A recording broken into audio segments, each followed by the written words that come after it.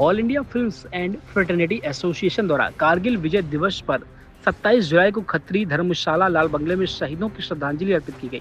एक शाम सेना के नाम से कार्यक्रम का आयोजन किया गया।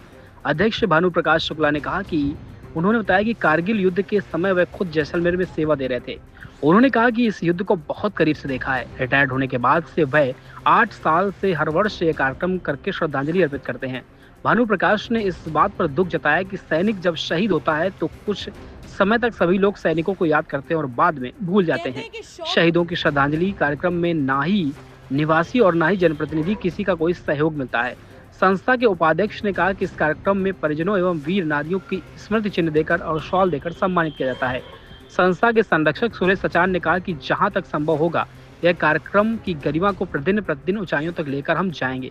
लाल सिंह तोमर पूर्व एमएलसी जो कि इस कार्यक्रम में संयोजक हैं, उन्होंने सभी से आग्रह किया कि शहीदों को श्रद्धांजलि देकर उन्हें उनके देश के प्रति किए गए बलिदान का सम्मानित करना चाहिए। इस पत्रकार वार्ता में प्रमुख रूप से डॉक्टर दिलीप कुमार मिश्रा, डॉक्टर के शुक्ला, सुरेश सचान, दिनेश शुक्ला, अशोक त्रिवेदी, विनोद मिश्रा, जंग महेंद्र अग्रवाल मौजूद रहे।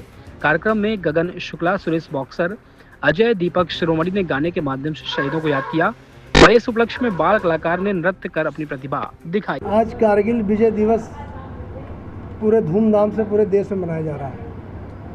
हमारे भानु प्रकाश शुक्ला जी जो ऑल इंडिया फिल्म एसोसिएशन के प्रेसिडेंट भी हैं, उनके द्वारा आज खत्ती धर्मशाला लाल बंगला में बहुत हर्ष उल्लास के साथ ये विजय दिवस मनाया गया है।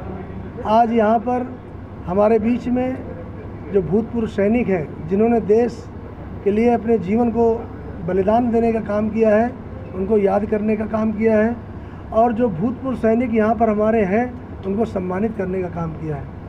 क्योंकि आज भारत देश जिस तरह से सुरक्षित है, हमारी सीमाएं सुरक्षित हैं, तो ये हमारे वीर सैनिकों की पराक्रम की पराकाष्ठा है, जिसके कारण आज हम यहाँ पर सुरक्षित रूप से सांस ले रहे हैं। अभी आपने देखा होगा जिस तरह से ऑपरेशन सिंदूर हुआ और हमारे देश के वीर सैनिकों ने, खास करके हमारे एयरफोर्स ने जिस तरह से दुश्मन देश के छक्के छुड़ाए हैं।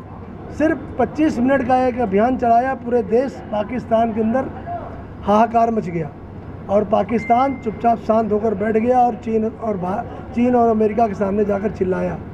तो हमारे देश के सैनिकों की जो वीरता है वो वीरता विरलतम वीरता है। ऐसे वीर सैनिक किसी देश के अंदर नहीं है जो भारत देश के अंदर है।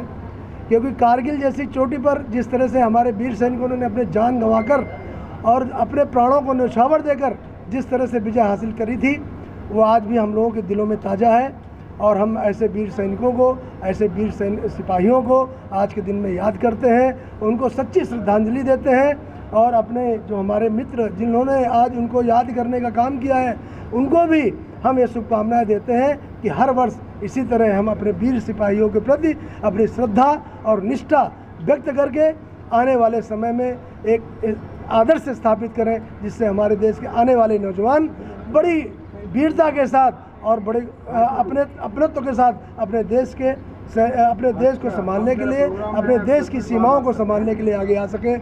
बहुत बहुत धन्यवाद। बोलो भारत माता की जय, भारत माता की जय, भारत माता की जय, भारत माता की जय, भारत माता की जय, वंदे वंदे वंदे।